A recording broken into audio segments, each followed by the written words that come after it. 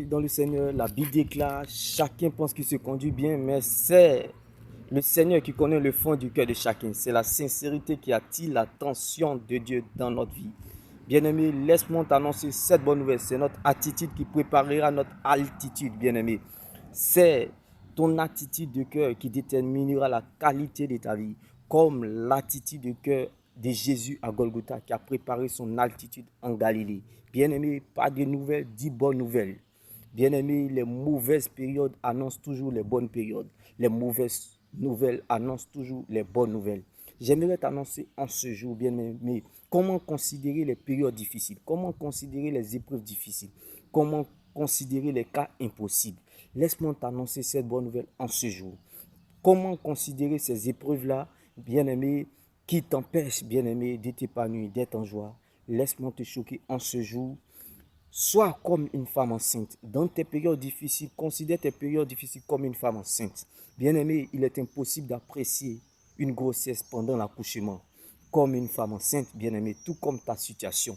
Bien-aimé, mais n'oublie pas que les bonnes choses viennent toujours après. Les meilleures choses viennent toujours après. Il y a toujours un après cela dans la vie.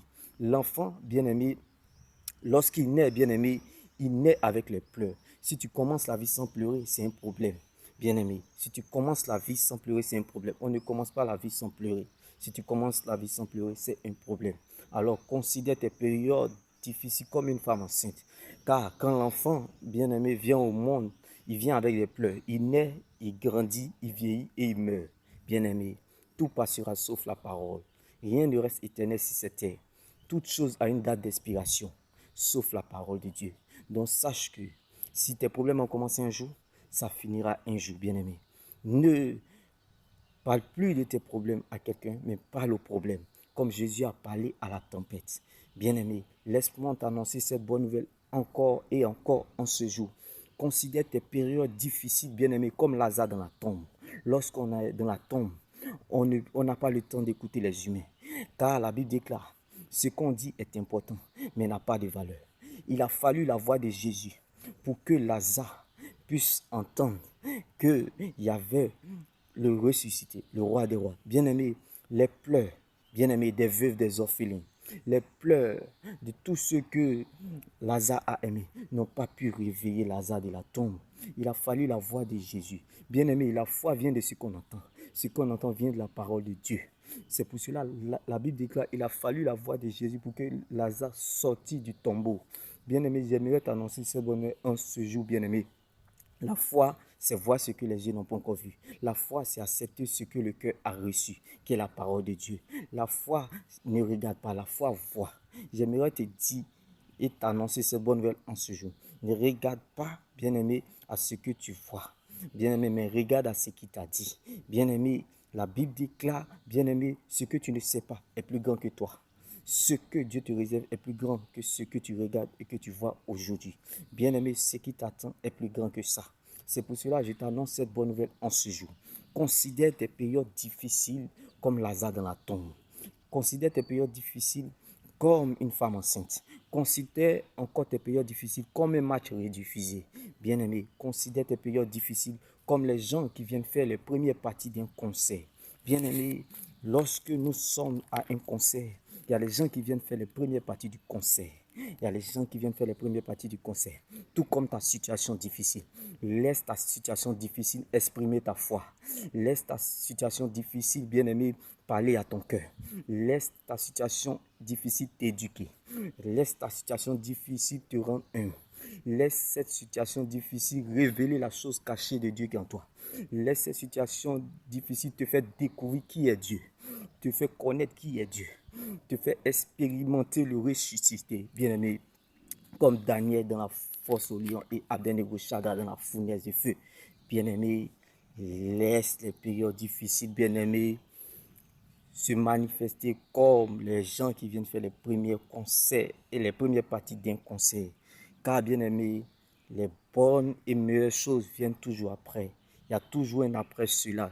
L'homme du concert, c'est Jésus-Christ. De cette même manière, Jésus a marché sur les eaux. Bien-aimé, avant que Pierre ne marche sur les eaux, j'ai dit à quelqu'un, tu marcheras sur cette période difficile. que les gens veuillent ou pas, que les gens interviennent ou pas, que les gens t'aident ou pas. Si Jésus a marché, prends le risque de croire aussi que tu es capable de marcher. Car lorsque Dieu te révèle et t'emmène quelque part, c'est pour t'introduire quelque part qui est mieux que là où tu as quitté hier. Lorsque Dieu prend le risque de te révéler certaines choses, prends le risque de croire qu'il est capable de le faire, bien-aimé. Si une chose ne veut pas t'aider, il y a une autre chose qui t'aidera, bien-aimé. Laisse-moi te choquer en ce jour. Si les gens n'ont rien à faire avec toi, Dieu a quelque chose à faire avec toi. Lorsque les hommes te fermeront une porte, Dieu t'ouvrira une fenêtre. C'est là ton vrai destin. C'est là ta vraie vie. Bien-aimé, ce n'est pas la quantité d'années à vivre qui compte pour Dieu, mais c'est la qualité de vie que nous menons dans ces années qui compte pour Dieu. Ce n'est pas ton rang social qui compte pour Dieu, mais c'est ton rang dans le royaume de Dieu qui compte pour Dieu. Ce n'est pas ta présence à l'église qui compte pour Dieu, mais c'est la présence de Dieu dans ta vie qui compte pour Dieu. J'aimerais dire à quelqu'un, tu n'as pas besoin de savoir si les gens sont avec toi. Tu as juste besoin de savoir si Dieu est avec toi. Tu n'as pas besoin, bien-aimé, de la foule. Tu as juste besoin du Saint-Esprit, bien-aimé. Tu n'as pas besoin des gens qui font semblant d'être là, mais tu as juste besoin du Saint-Esprit.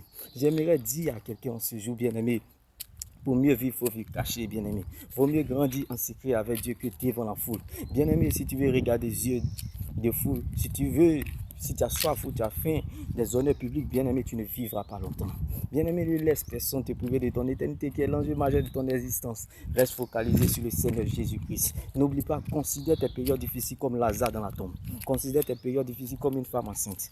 Considère tes périodes difficiles comme un match difficile. Considère tes périodes difficiles comme les gens qui viennent faire les premières parties d'un concert. Sache que tu es l'homme du concert.